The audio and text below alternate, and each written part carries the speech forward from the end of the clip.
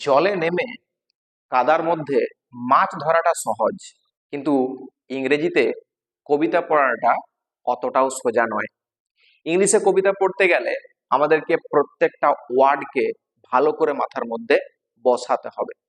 বাংলা তো নয় যে আমরা লাইনের শেষের সঙ্গে ছন্দ মিলিয়ে পড়তে থাকবো। আকাশ আমায় শিক্ষা দিল, উদার হতে ভাইরে, কর্মী হবার মন্ত্র আমি বায়ুর কাছে পাইরে। এরকম কবিতা কিন্তু সেই ছোটবেলাকার মতো নয়। আমরা ক্লাস 12-এ পড়ি, আমাদের সেমিস্টার 3 এর জন্য আমাদেরকে কবিতা রেডি করতে হবে। আজকের পাঠ্য আওয়ার ক্যাসুরিনা ট্রি, একটা বড় মাপের কবিতা। আমরা হয়তো এত বড় কবিতা আগে দেখিনি। 55 লাইনের একটা কবিতা, আওয়ার ক্যাসুরিনা ট্রি বাই তরু দত্ত। এসো প্রথমে কবিতার ইন্ট্রোডাকশন সম্পর্কে জেনে নিই, যে তথ্যটা আমাদের এমসিকিউর জন্য অনেকটা কাজে লাগবে। এই তথ্যটা ভালো করে খাতার মধ্যে নোট ডাউন করবে, আর এখনই খাতা নিয়ে নোট ডাউন করে নাও, কারণ যত তুমি দেরি করবে তত তোমার মধ্যে অলসতা আসবে। তাই এখনই খাতার মধ্যে নোট ডাউন করে নাও। দেখো প্রথমে কি রয়েছে, আজকের পাঠ্য আমাদের কবিতা আওয়ার ক্যাসুরিনা ট্রি বাই তরু দত্ত। স্পেলিংটা ভালো করে খেয়াল রাখবে, তরু, TORU, তরু, দত্ত, DUTT। এই তরু দত্ত এর অরিজিনাল নাম কি? অরিজিনাল নেম হলো TARULATTA, তরুলতা, DATTA। তরুলতা দত্ত হচ্ছে এর অরিজিনাল নেম। তরুলতা দত্তের জন্ম হয়েছিল 1856 সালে। তিনি মৃত্যুবরণ করেছিলেন 1877 সালে। মোট তিনি 21 বছর বেঁচে ছিলেন। আমরা বুঝতে পারছি খুব কম দিন তিনি এই জীবদ্দশা কাটিয়েছিলেন। 21 বছর মোটে বয়স ছিল। এই Toru Dutt had two siblings. Toru Dutt had two siblings. Siblings কথার অর্থ কি জানো কি? সিবলিংস কথার অর্থ হচ্ছে ভাই বোন। ভাই বোনকে একসঙ্গে সিবলিং বলা হয়। যেমন প্যারেন্টস মানে পিতা মাতা, বাবা মা, ঠিক তেমনি সিবলিংস মানে হচ্ছে ভাই বোন। এই তরুলতার দুটি ভাই বোন ছিল। এখানে দেখো অরু আছে, অরু। এই অরু আর আবজু নাম দুটো মনে রাখবে, অরু এন্ড আবজু। এই আবজু ছিল তার বড় বোন, আবজু, যার বয়স ছিল মোটে 2 বছর। কথা বললাম 2 ইয়ার্স ওল্ড। 2 বছর বয়স। আর আরু হচ্ছে ওর ভাই। এই দুজনেই কিন্তু খুব কম বয়সে ডায়েড উইথ টিবি। এখানে একটা প্রিপোজিশনের কথা বলে দিই, রোগে মারা গেলে ডায়েডের পরে উইথ বসাতে হয়। তাহলে ডায়েড উইথ টিবি। এই টিবি একটা রোগ, তোমরা অনেকে জানো হয়তো। টিবি মানে টিউবার কিউলোসিস। এই টিবি রোগে আরু এন্ড আবজু খুব কম বয়সে মারা যায়। তাহলে আমরা জানছি কি, তরুলতা দত্ত, তার জন্ম হয়েছিল 1856 সালে, তিনি মারা গিয়েছিলেন 1877 সালে। বেঁচে ছিলেন মোটে 21 বছর। দুই ভাই বোন ছিল, আরু এন্ড আবজু। দুজনে মারা গিয়েছিল কিন্তু টিউবার কিউলোসিস রোগে আক্রান্ত হয়ে। সেকেন্ড তথ্য কি, সোর্স। এই কবিতার সোর্সটা কি ভালো করে মনে রাখবে, এই সোর্সটা খুব important. Ancient ব্যালাডস and legends of Hindustan. Ancient ব্যালাডস and legends of Hindustan, যেটা প্রকাশিত হয়েছিল 1876 সালে। ভালো করে খাতার মধ্যে নোট ডাউন করবে স্পেলিং সমেত, ancient ব্যালাডস and legends of Hindustan. Type, যদি কবিতার এই টাইপটা দেখা হয়, বিভিন্ন কবিতা, বিভিন্ন গল্প বিভিন্ন ধরনের হয়। তাহলে আমাদের এই কবিতা আওয়ার ক্যাসুরিনা ট্রি, এটা কোন ধরনের কবিতা? দেখো লেখা আছে কি, ওড। ওড কি? ওডের বাংলা হচ্ছে শোকগাথা। শোকগাথা বলতে পুরাতন স্মৃতি মনের মধ্যে ভেসে উঠলে যেমন দুঃখ আসে, মনের মধ্যে শোক নেমে আসে, সেটাকেই বলা হয় শোকগাথা। ওড অর্থাৎ পুরাতন স্মৃতি নিয়ে লেখা। Also an autobiographical poem. এই কবিতাটাকে কিন্তু আত্মজীবনীমূলক কবিতা বলা হয়। অটোবায়োগ্রাফিক্যাল আমরা স্ট্রং রুটস পড়েছি, জেনেছি সেখানে কি অটোবায়োগ্রাফি ছিল, স্ট্রং রুটস একটা অটোবায়োগ্রাফি, উইংস অফ ফায়ার থেকে নেওয়া হয়েছিল। তাহলে আত্মজীবনী, এখানে তরুলতা দত্ত তার নিজের আত্মজীবনী সম্পর্কে এই কবিতাটা লিখেছেন। তাহলে অলসো অ্যান অটোবায়োগ্রাফিক্যাল পোয়েম। স্ট্যানজা ডিভাইসটা দেখে নিই। এই কবিতা মূলত আমরা 5টা স্ট্যানজা পাবো। টোটাল স্ট্যানজা পাচ্ছি আমরা 5টি। এই ইচ স্ট্যানজা ক্যারিজ 11 লাইনস। প্রত্যেকটা স্ট্যানজাতে কিন্তু 11টা করে লাইন পাবো। তাহলে 5 into 11 is equal to 55, অর্থাৎ 55 লাইনের কবিতা, খুব একটা ছোট কবিতা নয়, খুব বড়। 55 লাইনের কবিতা। 11 লাইনস আর ডিভাইডেড উইথ, এই 5টা স্ট্যাঞ্জা, প্রত্যেকটা স্ট্যাঞ্জাতে 11টা করে লাইন থাকছে। এই 11টা করে লাইনকে আবার দুভাগে ভাগ করা হয়। এটা কি, প্রথম 8টা, অর্থাৎ অক্টেভকে বলছি আমরা 8, তাহলে প্রথম 8টা লাইনকে বলছি, মানে 11টা লাইনের মধ্যে প্রথম 8 লাইনকে আমরা বলবো অক্টেভ। এটা আমরা সনেটেও পেয়ে থাকি, সনেট 14 লাইনের কবিতা 8 আর 6 ভাগ করা থাকে। তাহলে এখানে 8টা অক্টেভ পাচ্ছি, আর তারপরে থাকছে টারসেট। টারসেট মানে কিন্তু 3, টারসেট মানে 3, তাহলে 8 আর 3 11।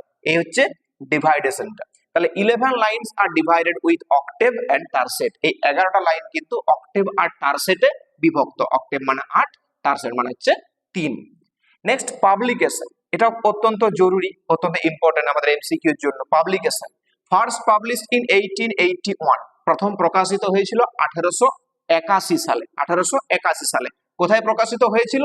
এই যে সোর্সে লেখা আছে সেটাই কিন্তু এটার উৎসটা কি, ancient ballads and legends of Hindustan. Ancient ballads and legends of Hindustan. এবার এই কবিতার থিমটা কি? থিম অর্থাৎ বিষয়বস্তু।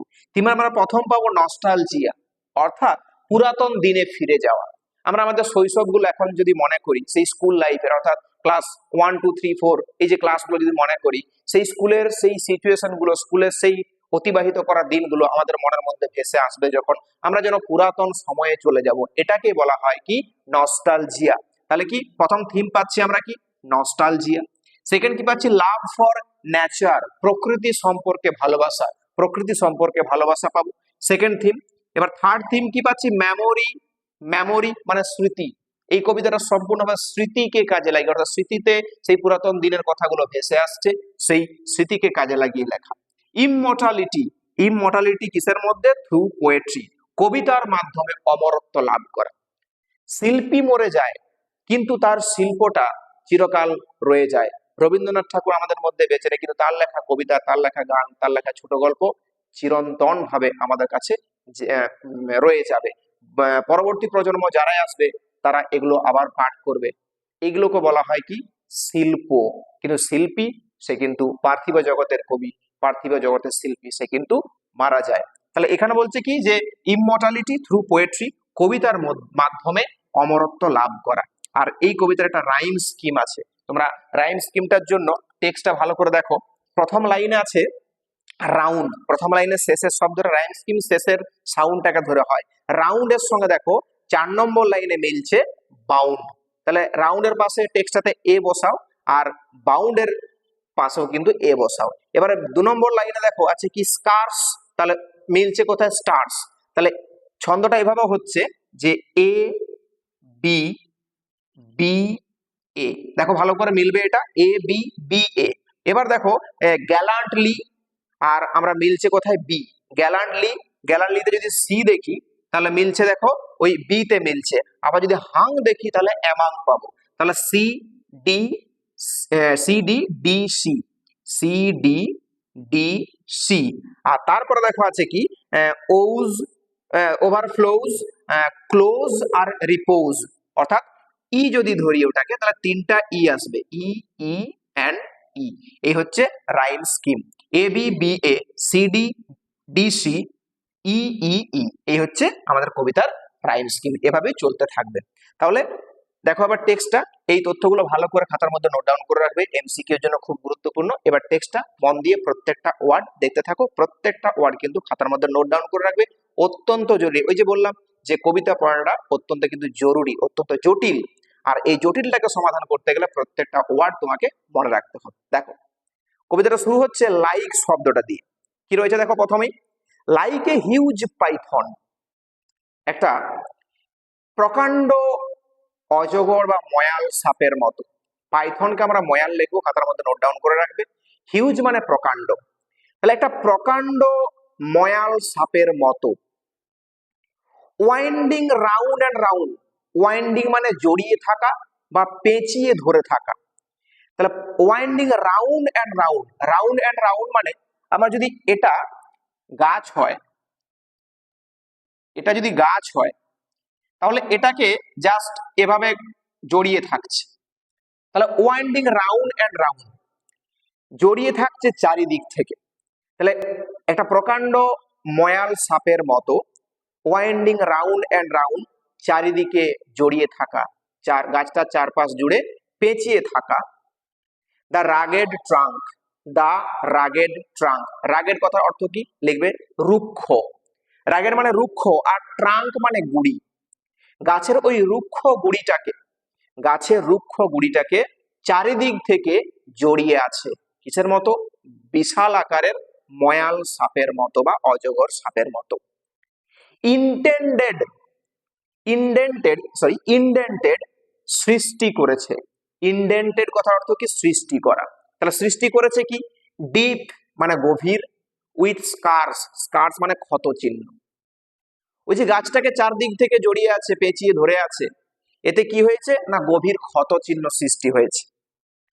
Up to its very summit near the stars, একেবারে গগনচুম্বী হয়ে আছে নক্ষত্রদের কাছ বরাবর। এই কবিতার মধ্যে বেশ কিছু ফিগার অফ স্পিচ লুকিয়ে আছে। আমি আলাদা একটা ক্লাসের মধ্যে ফিগার অফ স্পিচের সম্পূর্ণ ক্লাসটা তোমাদের জন্য নিয়ে আসবো। একে এই যে অতিরঞ্জিত করে বলা, একে ফিগার অফ স্পিচের দিক থেকে হাইপারবোল বলা হয়, এক্সাজারেট বলা হয়, এক্সাজারেশন অর্থাৎ অতিরিক্ত করে বলা।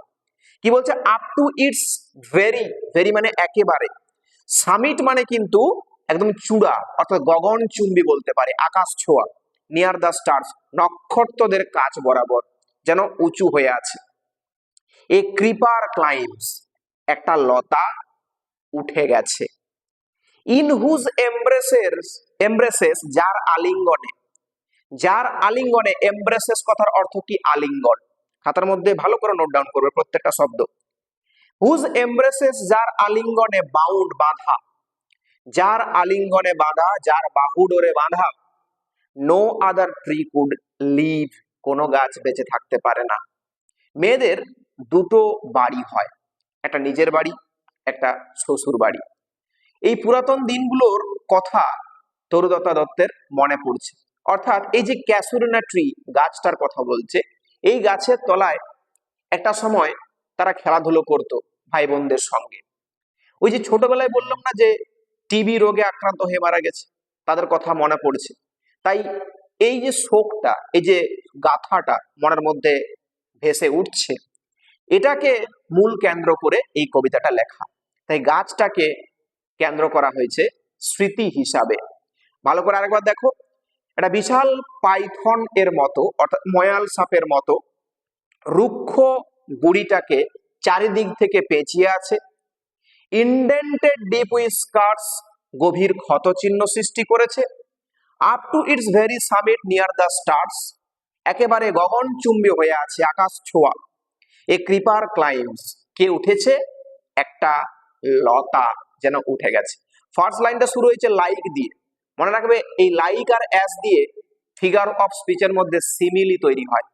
লাইক আর অ্যাস দিয়ে যদি তুলনা করা বোঝায়, সেখানে সিমিলি করতে হয়। তাহলে ফার্স্ট লাইনে সিমিলি লুকিয়ে আছে। আমি পুরোটাই বলবো, আলাদা ক্লাসে বলবো, এখন একটু একটু করে বলে রাখছি।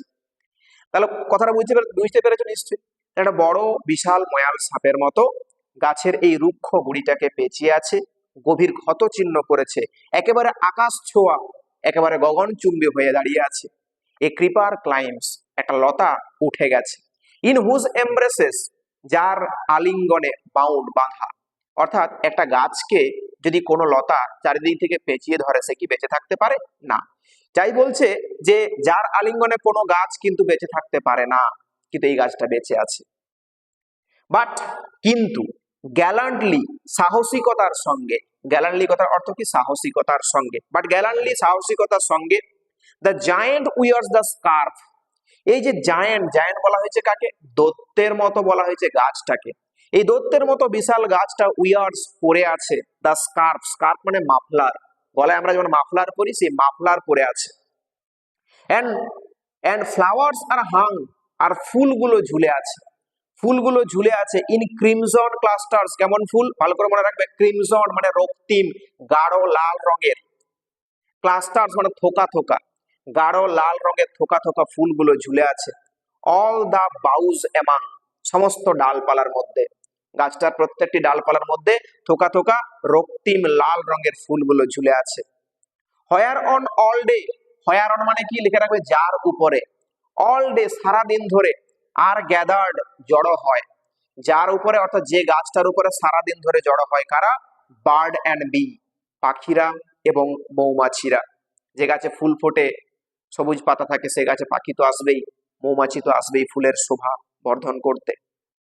এন্ড অফট, অফট মানে প্রায়, প্রায়শই, এট নাইটস রাত্রিবেলায়, প্রায়শই বা প্রায় রাত্রিবেলায়, দ্য গার্ডেন ওভারফ্লোজ, ওভারফ্লো হয়তো আমরা শুনেছি যে উপচে পড়া, কিন্তু এই কবিতার মধ্যে উপচে পড়া মিনিং নয়, ভালো করে নোট ডাউন করবে। ওভারফ্লোজ মানে হচ্ছে ভেসে আসা, প্রায় এই বাগান থেকে ভেসে আসে, overflows with one sweet song, একটা মিষ্টি সুরের গান, একটা মিষ্টি সুরের গান, that seems to have no close, যেটা মনে হয় শেষ হবার নয়, যার কোনো বিরাম নেই, এরকম গান প্রায় রাত্রিবেলায় বাগান থেকে ভেসে আসে। সাং ডার্কলিং ফ্রম আওয়ার ট্রি, আমাদের এই গাছটা থেকে, এই ক্যাসুরিনা ট্রি অর্থাৎ ক্যাসুরিনা গাছটা থেকে গাওয়া হয়, ডার্কলিং অন্ধকারে, অন্ধকারে এই গাছটা থেকে গাওয়া হয়। কখন গাওয়া হয়, হোয়াইল মেন রিপোজ, যখন পুরুষ মানুষগুলো বিশ্রাম নেয়। মহিলাদেরকে অনেক কাজ করতে হয়, সমস্ত কাজকে সমাধান করে তারপরে বিছানায় যেতে তারা পারে, তার আগে কিন্তু পুরুষ মানুষগুলো ঘুমিয়ে যায়। তাহলে এই সময়টাতে যখন সে শান্তি পায়, মনের মধ্যে এই স্মৃতিগুলো ভেসে আসে। দিনের বিভিন্ন কাজের মধ্যে যখন মস্তিষ্ক ব্যস্ত থাকে, তখন এই সমস্ত স্মৃতিগুলো আর মাথার মধ্যে ঢোকে না, কিন্তু যখন কাজগুলো সারা হয়ে যাচ্ছে, তখন মনের মধ্যে এই স্মৃতিটা ভেসে আসে। তাহলে হোয়াইল মেন রিপোজ, যখন বিশ্রাম নেয় পুরুষ মানুষগুলো। 11টা লাইন দেখো, কমপ্লিট হলো, ভালো করে দেখবে। When first my casement is wide open thrown, যখন সর্বপ্রথম মানে সকালবেলায়, when first my casement, casement মানে বড় জানালা, যখন ওই বড় জানালাটা is wide open thrown, হাট করে খুলে দেওয়া হয়, বড় করে সম্পূর্ণ জানালাটা খুলে দেওয়া হচ্ছে। at dawn, ভোরবেলায় অর্থাৎ সকালবেলায় যখন বড় জানালাটা হাট করে খুলে দেওয়া হয়, my eyes delighted on it rest, আমার চোখের দৃষ্টি গাছটার উপরে পড়ে মনটা আনন্দে ভরে ওঠে, আমার চোখের দৃষ্টি গাছটার উপরে পড়ে এবং ওই দৃষ্টিটা যখন আমি পারছি, দেখছি যখন গাছটাকে দেখে আমার মনটা আনন্দে যেন ভরে উঠছে। সামটাইমস, কখনো কখনো, অ্যান্ড মোস্ট ইন উইন্টার, আর বেশিরভাগ ওই শীতের সময়টাতে, মোস্ট ইন উইন্টার বেশিরভাগ শীতের সময়টাতে, অন ইটস ক্রেস্ট, এর মগডালে, ক্রেস্ট মানে মগডাল অর্থাৎ একদম ডগার অংশতে, একদম চূড়ার জায়গাটাতে, মগডালে, এ গ্রে ব্যাবুন, একটা ধূসর রঙের বাঁদর অর্থাৎ হনুমান, এ ধূসর রঙের হনুমান, সিট স্ট্যাচু লাইক অ্যালোন, মূর্তির মতো, স্ট্যাচু লাইক হচ্ছে মূর্তির মতো, অ্যালোন হচ্ছে একা, মূর্তির মতো একা বসে থাকে, কোথায়, গাছের মগডালে। কোন সময়টাতে, বেশিরভাগ শীতের সময়টাতে গাছের মগডালে একটা ধূসর রঙের বেবুন বসে থাকছে একা, মূর্তির মতো। ওয়াচিং, কি করছে বসে বসে, না ওয়াচিং দা সানরাইজ, সূর্যোদয় দেখছে, সূর্য উঠছে, এই সূর্যোদয়টা সে লক্ষ্য করছে, দেখছে। হোয়াইল অন লোয়ার বাউজ, আর তখনই ওই নিচের ডালগুলোতে, ও তো মগ ডালে আছে বড় বাঁদরটা, এবং নিচের ডালগুলিতে কি করছে না, হিজ পিউনি অফস্প্রিংস, পিউনি মানে পুচকে, অফস্প্রিংস মানে হচ্ছে বাচ্চারা, তার পুচকে বাচ্চাগুলো, leap about and play, leap about মানে লাফালাফি করা, আর প্লে মানে হচ্ছে খেলাধুলো করা, পুচকে বাচ্চাগুলো নিচের ডালগুলিতে লাফালাফি করছে এবং খেলাধুলো করছে। এন্ড ফার অ্যান্ড নিয়ার, আর কাছে দূরে, এখানে সেখানে, কাছে দূরে, ফার অ্যান্ড নিয়ার, ফার মানে দূরে, নিয়ার মানে কাছে, অর্থাৎ দূরে কাছে বা কাছে দূরে। কোকিলাস, অর্থাৎ কোকিল গুলো কি করে না, হেল, আগমন বার্তা জানায়, আমন্ত্রণ জানায়, কার, দা ডে, দিনের আগমন বার্তা জানায়। And to their pastures, and to their pastures, pastures মানে হচ্ছে চারণ ভূমি, যেখানে গরুগুলো চরে তাদেরকে চারণ ভূমি বলা হয়। তাহলে এন্ড টু দেয়ার পেস্টার্স, আর চারণ ভূমিতে, ওয়েন্ড আওয়ার স্লিপি কাউজ, স্লিপি মানে তন্দ্রাচ্ছন্ন, অর্থাৎ সকালবেলার সময়টাতে প্রত্যেকটা প্রাণীর একটা আমেজ থাকে, তাই সকালের আমেজটাকে নিয়ে অর্থাৎ তন্দ্রাচ্ছন্ন অবস্থায় ঢুলুঢুলু ভাবে চারণ ভূমিতে সারিবদ্ধ হয়ে গরুগুলো যাচ্ছে। ওয়েন্ড মানে হচ্ছে সারিবদ্ধ ভাবে যাওয়া, তাহলে and to their pastures wend our sleepy cows, আমাদের তন্দ্রাচ্ছন্ন গরুগুলো সারিবদ্ধ ভাবে চারণ ভূমিতে যায়। And in the shadow, and in the shadow, আর এই ছায়ায়, on the broad tank cast by that hoar tree, যেটা ওই বড় গাছটা, হোয়ার মানে শুভ্র, বড় গাছটা কি করছে না, ব্রড ট্যাঙ্ক কাস্ট, ব্রড মানে বিশাল, ট্যাঙ্ক মানে পুকুর, ওই বিশাল পুকুরে কাস্ট মানে ফেলা, নিক্ষেপ করা, কি ফেলছে, ছায়া। এই শুভ্র গাছটা বিশাল পুকুরটাতে যেখানে ছায়া ফেলছে। সো বিউটিফুল অ্যান্ড ভাস্ট, সুন্দর এবং বিস্তৃত মানে বড় মাপের, দ্য ওয়াটার লিলিজ স্প্রিং, শাপলা ফুলগুলো, বড় রকমের সুন্দর শাপলা ফুলগুলো ফুটে রয়েছে। অর্থাৎ গাছটা যেখানে ছায়া ফেলছে বিশাল পুকুরে, সেই পুকুরের মধ্যে শাপলা ফুলগুলো সুন্দরভাবে রয়েছে ফুটে, লাইক স্নো এন্ড মেস্ট, বরফের মতো পুঞ্জীভূত হয়ে। যেমন বরফ এক একটা জায়গায় জমা হয়ে থাকে সাদা রঙের শুভ্র, ঠিক তেমনি শাপলা ফুলগুলো পুকুরের মধ্যে ফুটে আছে। কোন পুকুরটা, যে পুকুরটাতে ওই ক্যাসুরিনা ট্রিটা ছায়া ফেলেছে সেই পুকুরে। এনমেস মানে হচ্ছে পুঞ্জীভূত, আর স্নো মানে বরফ, বরফ পুঞ্জীভূত। But not because of its magnificence dear is the casuarina to my soul. আমার কাছে এই ক্যাসুরিনা গাছটা তার বিশালতার জন্য প্রিয় নয়। ম্যাগনিফিসেন্স হচ্ছে বিশালতা, এই যে বিশাল মাপের গাছটা আমার কাছে প্রিয় নয় তার বিশালতার জন্য। নট বিকজ, এটার মানে হচ্ছে এই জন্য নয়, অফ ইটস ম্যাগনিফিসেন্স, এর বিশালতার জন্য নয়। Dear is the casuarina to my soul, আমার মনে গাছটা প্রিয় হয়ে আছে, এই ক্যাসুরিনা গাছটা প্রিয় হয়ে আছে তার বিশালতার জন্য নয়। তাহলে কিসের জন্য, দেখো কলম দিয়ে লেখা আছে, বিনিথ ইট, এর তলায়, বিনিথ মানে তলায়, beneath it we have played, আমরা খেলেছি, এই গাছের তলায় আমরা খেলেছি। দো ইয়ার্স মে রোল, রোল মানে পার হয়ে যাওয়া, যদিও বছরগুলো পেরিয়ে গেছে আমরা এই গাছের তলায় খেলেছি। ও সুইট কম্পেনিয়ন্স, ও আমার মিষ্টি সঙ্গী সাথীরা। লাভড উইথ লাভ ইন্টেন্স, যাদেরকে ভালোবেসেছি মনের গভীর থেকে, সেই সঙ্গী সাথীদেরকে যাদেরকে মনের গভীরতা থেকে ভালোবেসেছি।